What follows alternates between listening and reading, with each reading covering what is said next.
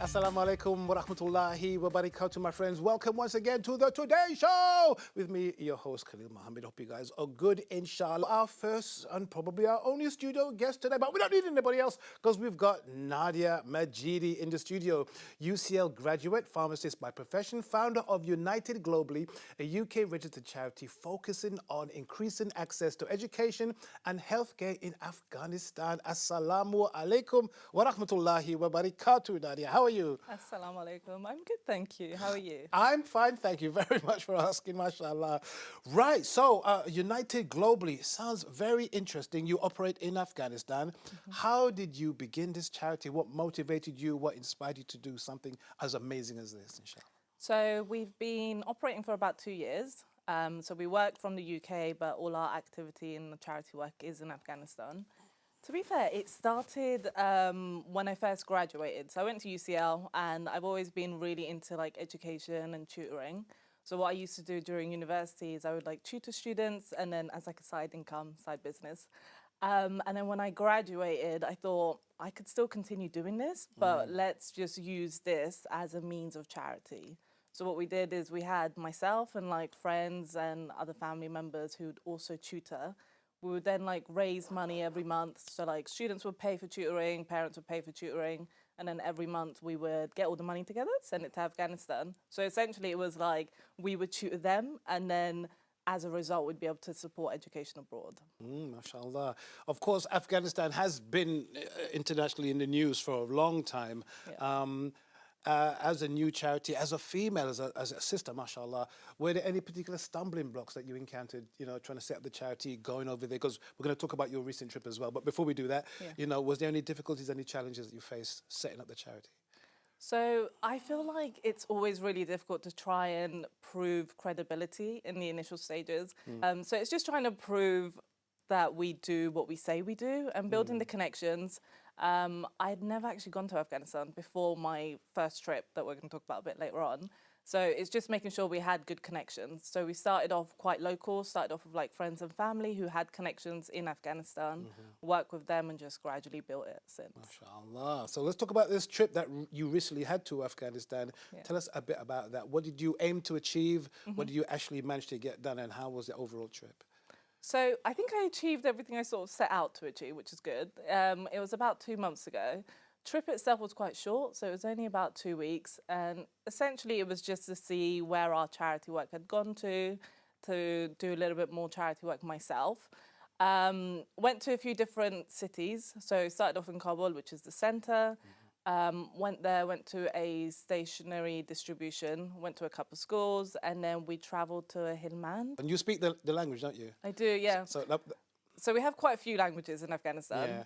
Two and main we've actually got ones. some images on the screen. You can tell us what's happening here, inshallah. Okay, so this is Helmand. So this was the stationery distribution. So over here we have like 140 students. So the previous one, it's like they don't actually have a school building. Literally, they will just be in huts. Is that you? Yeah, that's me. So yeah, this goes back to the stationery distribution. We just went, sort of had a look at what they needed. So books, school supplies, whiteboards for the teachers, and just general stationery. Provided it to them. In the area, you can also see like they don't really have toilets, they don't have water. So then we went back after, built them a well as well. This is Herat. So Herat, this is an orphanage that was built. And then there's 2 orphanages in Herat that we went to go visit during the trip. And they have like a school, the children live there as well. So we just provide some financial assistance to them. Wow. And then a bit earlier on, there was a picture of me in the tent. Yes. So that was a few months ago in Herat. There was the earthquakes, where a lot of people like lost their homes and all of that. So Is it this one here? This is one of the ones. yeah, so this is one of the ones. SubhanAllah. And essentially, what's happening at the moment is everyone lives in these tents. So like toilet, everything is just in the area. No water supply, very Yes. difficult. So what they did is they rebuilt houses for them. But in the meantime, everything is just in that tent. Wow. Yeah, so we Wow, just it's went to go see amazing. them. Education, of course, education is a big part of what you do. How has that Yes. been received in Afghanistan? And what was the need? Was there, as you showed us the images, Yeah. they're fairly impoverished. So what was the impact of you bringing the educational books and bits and pieces there? I think it made a massive difference. Speaking to like head teachers after and before we did stationary distributions, they were like extremely grateful. So education has been in the news quite a bit because obviously the restrictions on females and girls above year 6, which is roughly Yes. about 12 years of age. So that is still the situation, which is obviously unfortunate.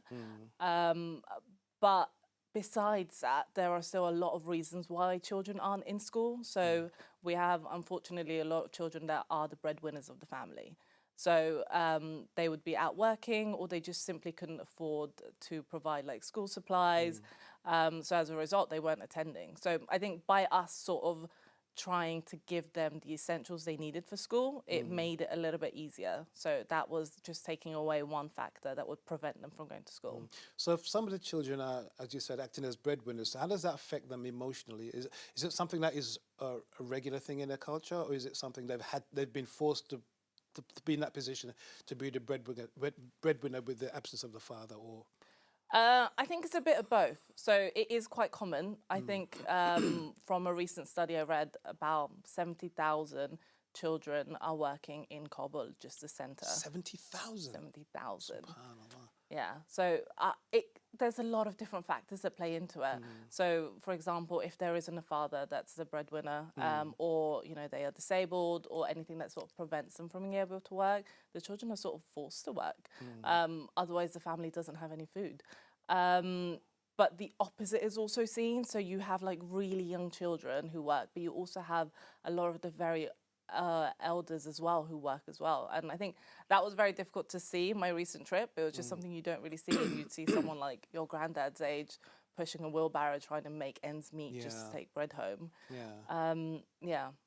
Wow. What about the general culture over there? What is that like? Was it something, because you'd never been before, as you mentioned Yeah. before, so was that a shock to you? Was it something that you thought, what did you think of it basically? How did you approach it? So it was definitely a lot better than I thought it would be, if I'm completely honest. Because we hear a lot of negative stories in We the do. media about Afghanistan. There's always this kind of taboo thing about it. Yeah. So I Yeah. can imagine why you'd probably, you're kind of bracing yourself for what's going to be there. Yeah, I pretty much prepared myself for the worst. But alhamdulillah, it was nothing like what I thought it would be like. When we went, I think what I felt the most in Afghanistan was the unity.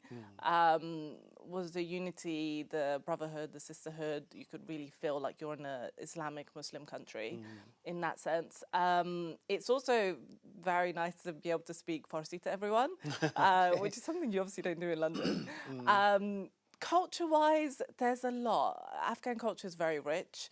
And the food is amazing. We Food talked is about this obvious- before. Yes, food is obviously amazing. But like clothing-wise, we have like very beautiful attire as well. Quite rich in terms of like poetry and education as well. Quite rich in that sense. MashaAllah. Now, there's another interesting feature about your charity that the viewers will be very delighted to hear about, that your 100% donation policy. We are. How is that made possible? Because people gravitate towards that because they like the Yes. idea that everything that they're going to give is going to go towards a cause that they wanted to go towards. So tell us about that, inshallah. So that was a really big point for us to try and maintain 100% donation policy. So at the moment we're all volunteers, so we all have like our day jobs, and this is something we do alongside it. And essentially we sort of cover costs ourselves. We've got a team of volunteers, so everyone that joins the team is really passionate about making a difference. So dedicate their time to do whatever needs to be done for the charity.